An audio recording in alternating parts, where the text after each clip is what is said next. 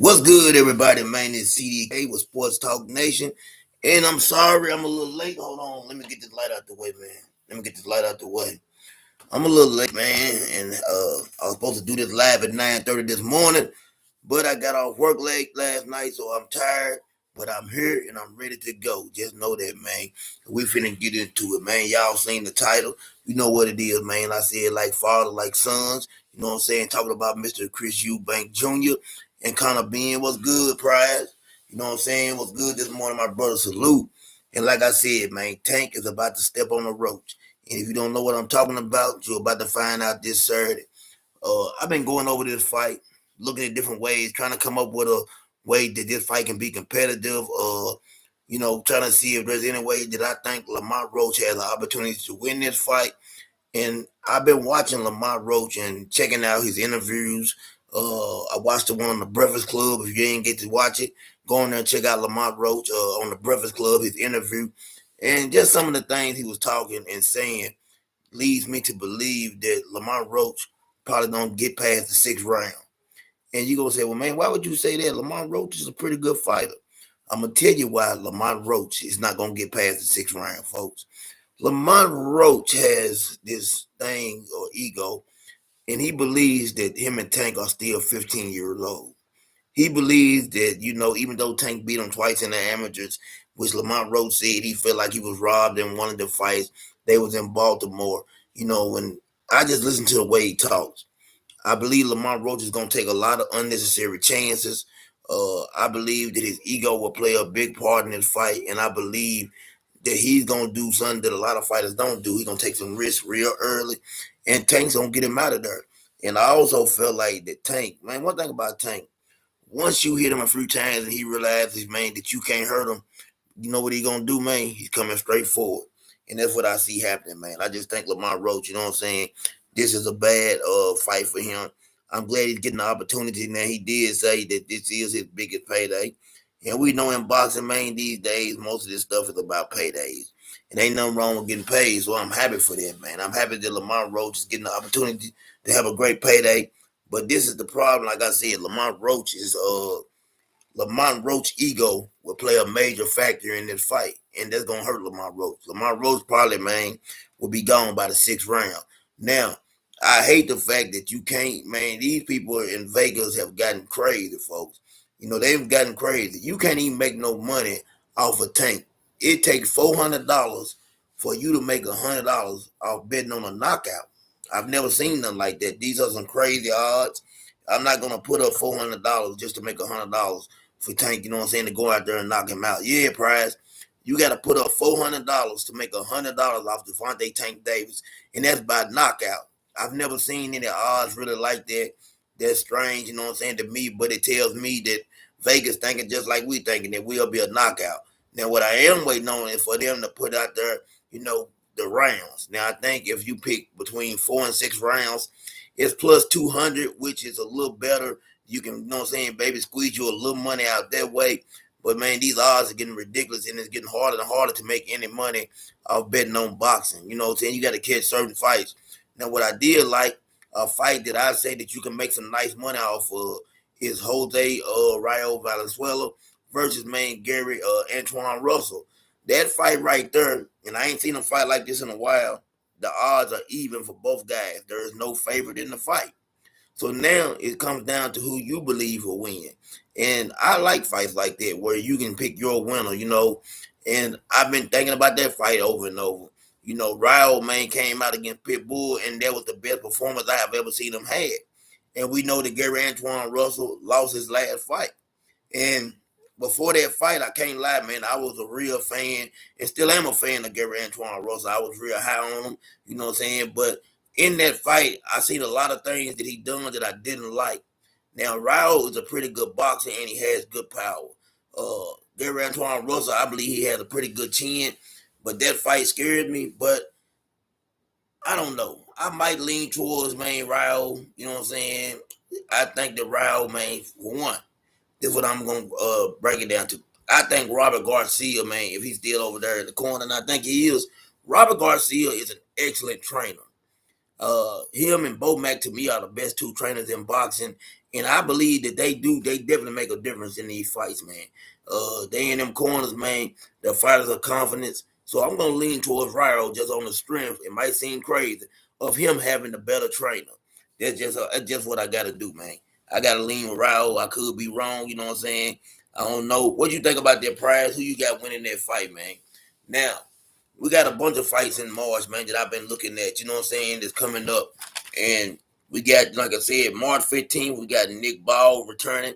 The 22nd, Sebastian Fandora will be back in the ring, and he's taking on Cordell Booker.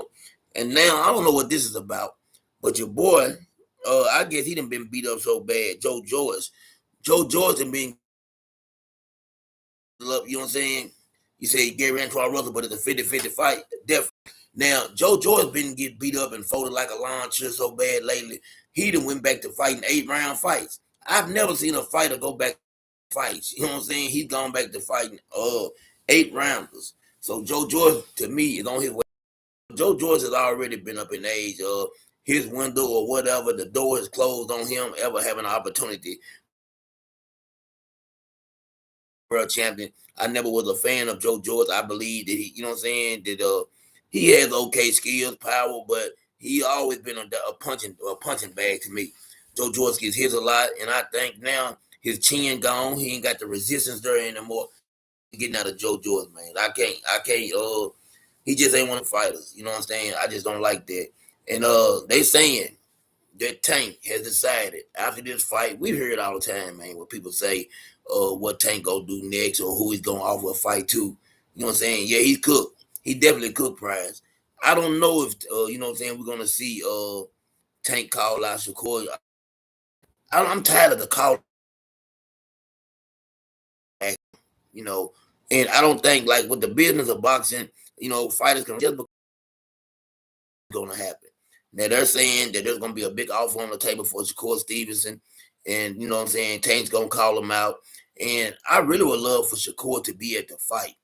I think, man, if sometimes if you really want to fight, you gotta be there. I've never known Shakur like you remember Shakur got in the ring with Devin Haney, folks. Why not do the same thing with Javante Tank Davis? If Shakur Stevenson really wants this fight the way he say he does, then man, go to the fight.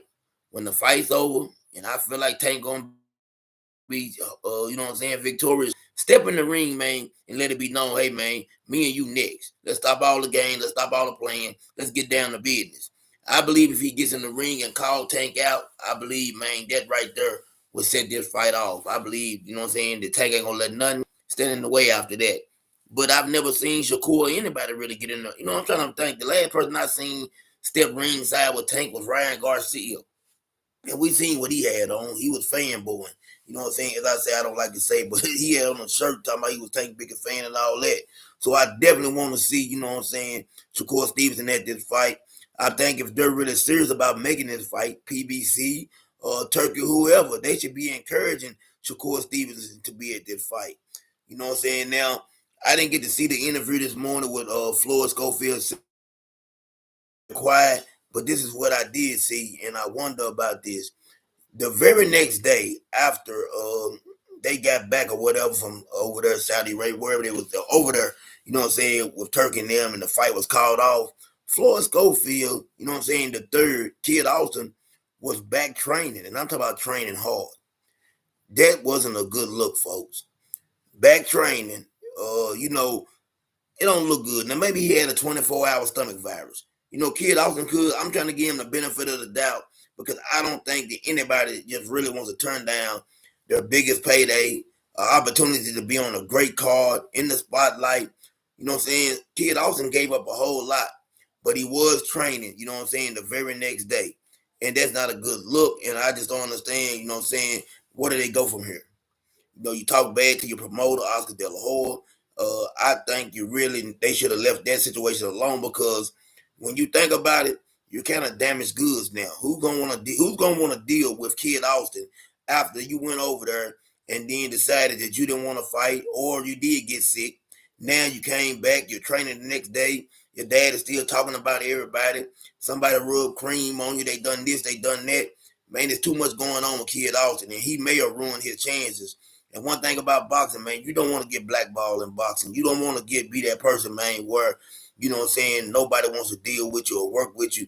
And it's starting to look like that. It's starting to look like nobody really wants to work with Kid Austin from what I'm hearing and seeing, man, behind, you know what I'm saying, people behind the scenes.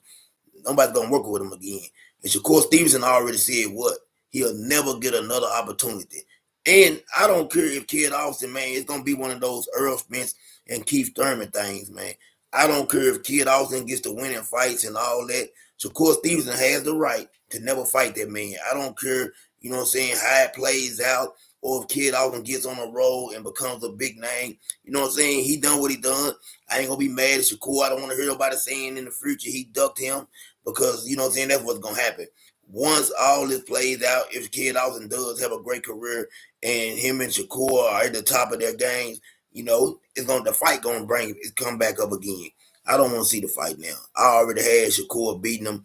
I didn't like Kid Austin style. I thought it was a bad matchup anyway. You know, so it probably played out for the best. And I think at the end of the day, I believe that had Kid Austin went in there and got beat up, I think it would have took his confidence. Sometimes you don't want to take a young fighter, man, and put him in there with somebody like that and let him get beat up because a lot of times those fighters will never be the same. And I believe that would have happened with Kid Austin. I believe he would have got beat up bad. I ain't gonna lie, he probably would have lost badder than Padley. I hate to say it, you know what I'm saying? And you know, for Tank Davis, this is your moment, your opportunity. Once you get Lamar Roach out of there, Shakur Stevenson, you know, a lot of people are saying, I heard my boy, you know what I'm saying, Greg Hackett say that he may be the Derrick Rose of boxing, meaning that he's an all-time great talent, but he can't stay healthy and the injuries are going to hurt him. Now, we don't know. But if I'm Tank and I know Shakur Stevenson's hands stay hurt, before I let him get fully healthy, man, I'm taking advantage of it. I don't care what nobody say. I'm finna get you in the ring, and I'm finna really see, man, if your hands is messed up or not. Tank, like I said, got a chin anyway. But this is your time to get Shakur out there. Don't let him go out, get with Floyd, you know what I'm saying? Work everything out, and the next thing you know, you know what I'm saying? Because I believe it's a 50-50 fight, regardless, like I've been saying, I'm going to continue to say. But this is Tank opportunity. Now, if Tank doesn't get Shakur Stevenson in the ring, there can't be no more 130-pound fighters, folks. There can't be any more. You know what I'm saying? Is Curry going to take the fight knowing his hands bad? Pride, that's a good question. But this is the thing that I believe people sleep on with Shakur Stevenson. I believe the dude believes in himself so much that he believes, regardless of his hands, he'll be able to go out there and outbox Tank. I believe it's the same situation with Floyd Schofield. I don't believe that you know what I'm saying, Shakur Stevenson should have took the fight with Floyd Schofield because his hands wasn't fully healed. I truly believe that. I believe Shakur got the type of hands, man, where he might have to sit out for a whole year or something like that, or a little better before his hands actually heal up. But he's going out there based on his talent and skill level and what he believes. You know what I'm saying? And I believe that he believes that he gonna be able to go out there and not box Tank for 12 rounds, whether his hands bad or not.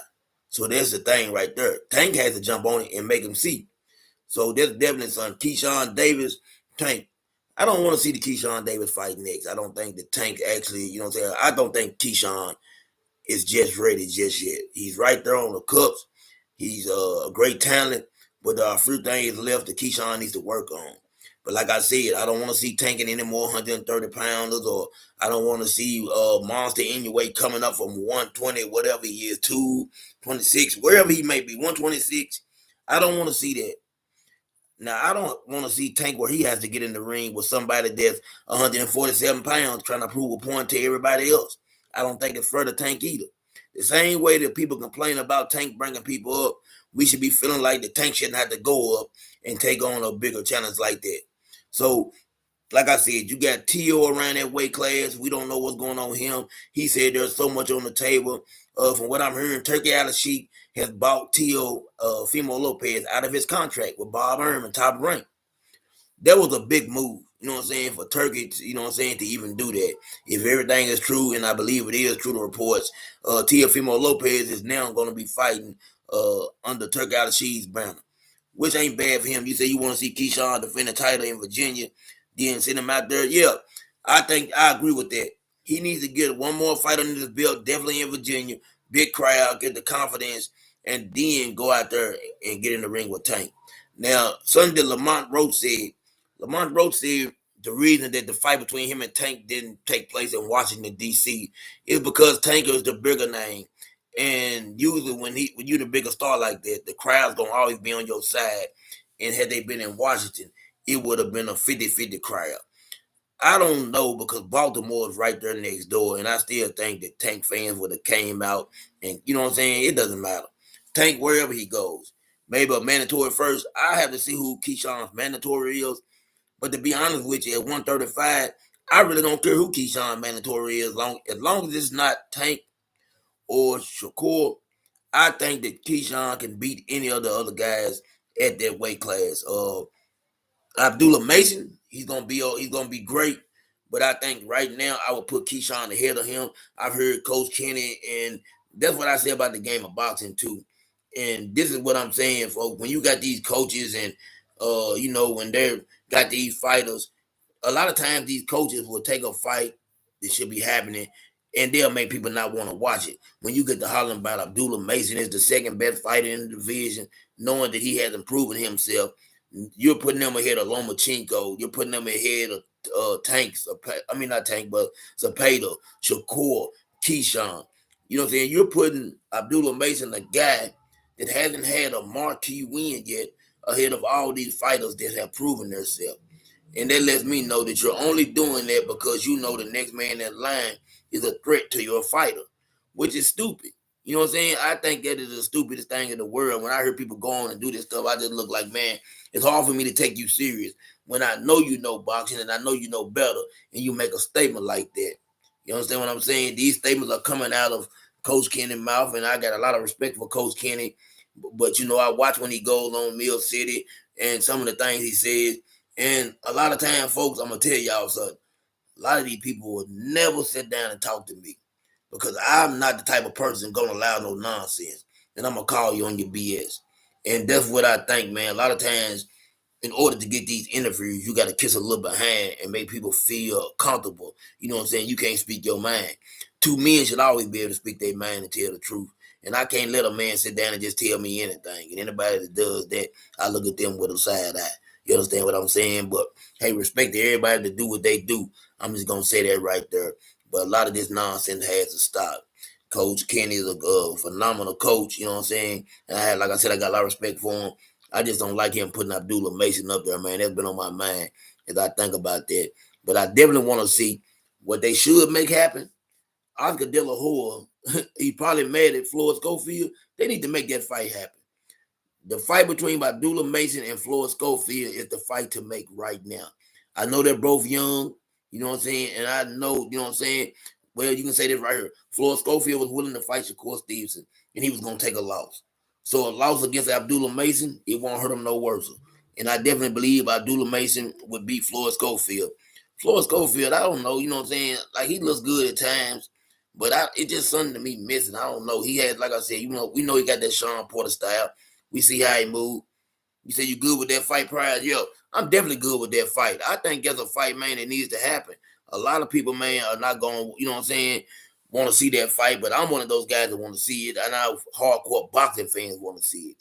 The thing we get stuck on, man, is as boxing fans, we got to get out and support these fighters more. What I mean, hardcore boxing fans. When you got the UFC, man, people come out and casual fans or whatever they may be, they just come out because it's an event. But with boxing, we have to start getting behind these fighters.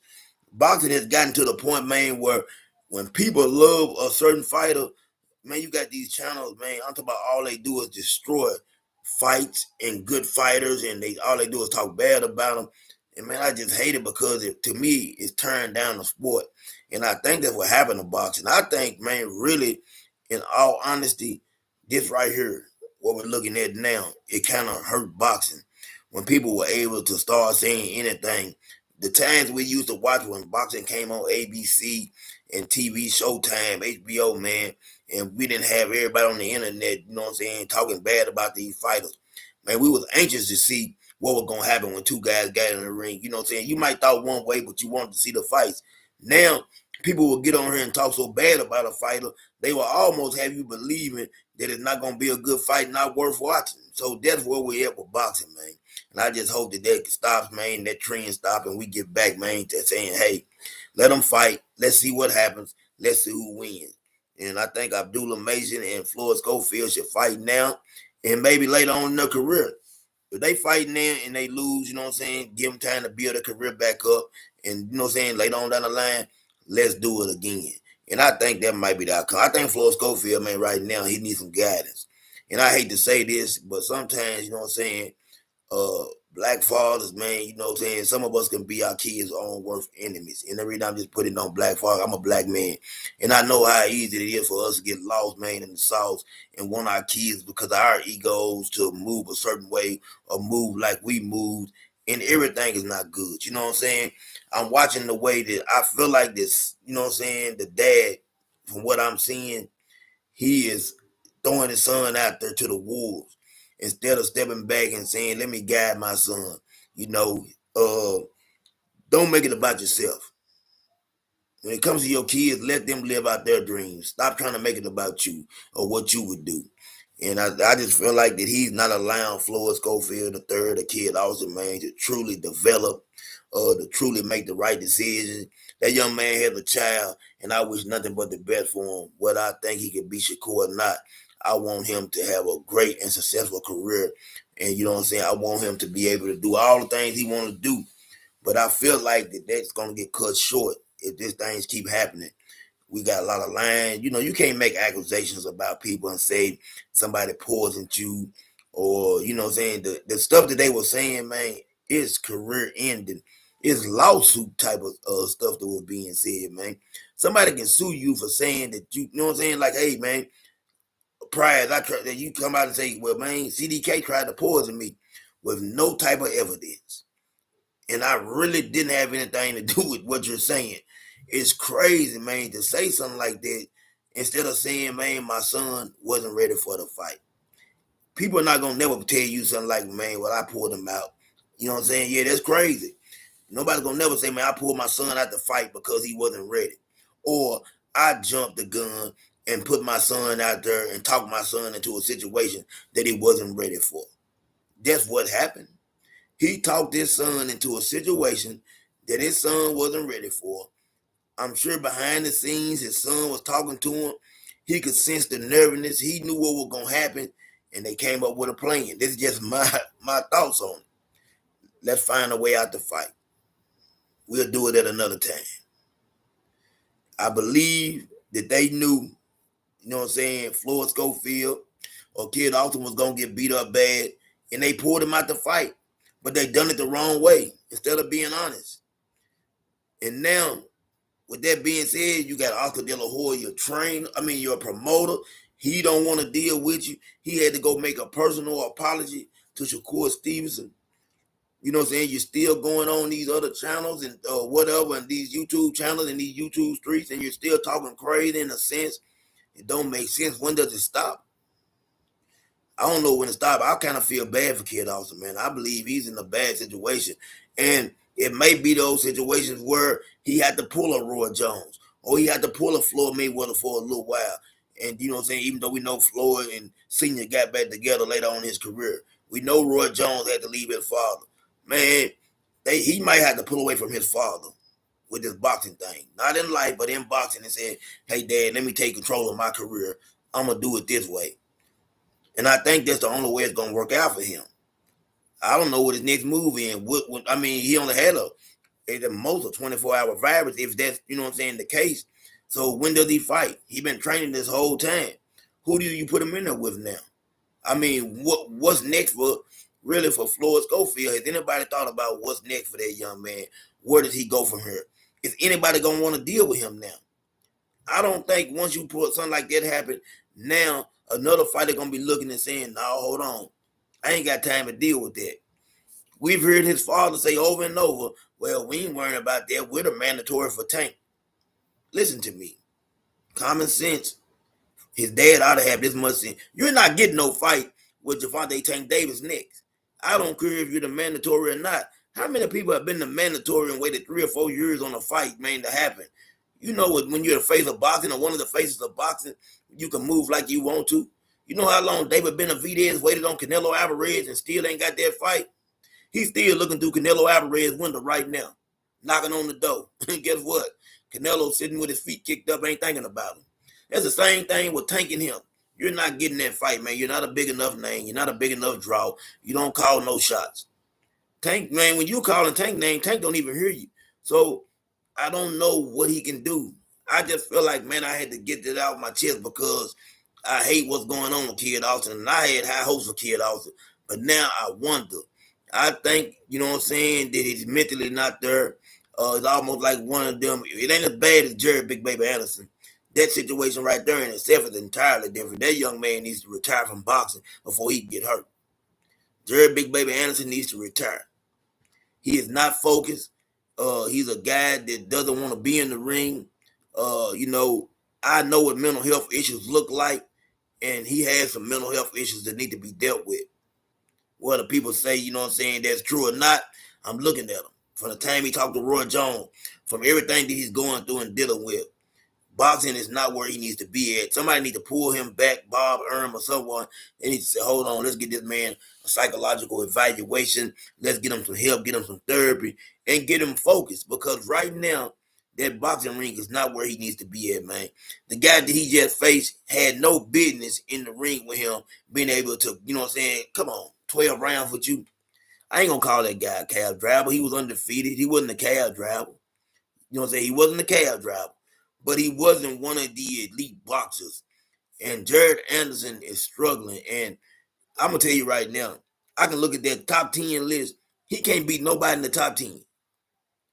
And in the heavyweight division, if you can't beat nobody in the top 10, you really ain't going to be able to make no money. You know what I'm saying? You can get into the top 10 of the heavyweight division right there, man. You can make a real living. I don't think there's anybody in the top 10 I'm looking. He can't beat Big Bang Zane. I don't think he can beat Wilder right now, and we know what Wilder's going through. He can't beat Anthony Joshua. We know he can't beat Triple D. He can't beat Joseph Parker. He can't beat the guy that just won Git. He can't beat him. Who can he beat? Frank Sanchez? Ain't nowhere in the world he beating Frank Sanchez. You know what I'm saying? We can go down the list of fighters. There's nobody in the top 10 that Jared Big Baby Anderson can beat. So I definitely say until he gets focused, and maybe even if he gets focused, when you think about it, he's maybe 6'4", 6'5". I don't think he really has great power, not for a heavyweight.